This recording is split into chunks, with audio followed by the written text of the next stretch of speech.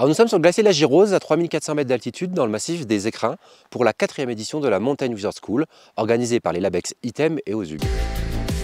Cette année, nous travaillons sur le projet controversé d'aménagement du 3e tronçon du téléphérique de la Grave.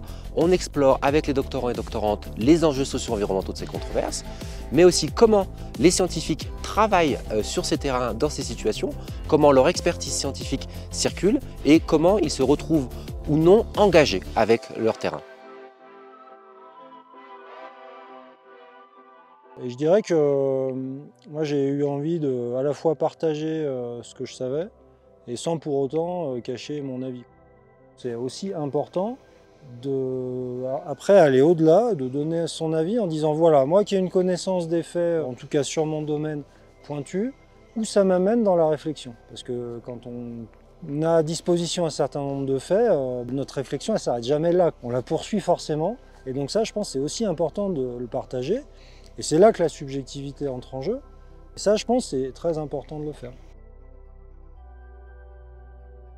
Toute recherche est engagée, quelque part. Faire de la recherche pour une institution publique est autant engagé que faire une recherche aux côtés d'une association. La neutralité absolue, elle n'existe plus. Bien sûr que je suis engagée et que j'ai ma propre vision des choses et qu'il y a des moments où elle émerge. Mais je contrôle les moments et les espaces-temps où je peux m'exprimer en ma propre personne ou en tant que chercheur. Par contre, il y a une chose que j'assume en tant que chercheur et qui est clairement une posture assumée, engagée. J'observe pas n'importe quoi, j'observe tout qui me semble être en faveur d'une transition sociale écologique. Il faut savoir distinguer la casquette je suis chercheur, parce qu'évidemment on a quand même une parole qui est écoutée, enfin une certaine autorité, si je puis dire, de notre parole quand on parle en tant que scientifique. Et donc je pense qu'il faut quand même faire attention à ne pas utiliser cette parole-là dans un cadre qui n'est pas complètement le cadre strict de la création de connaissances scientifiques. Parce qu'évidemment, quand on est chercheur, on a aussi des convictions personnelles.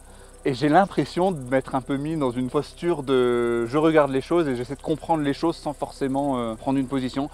Pour moi, c'est quand même important de réussir à garder cette neutralité.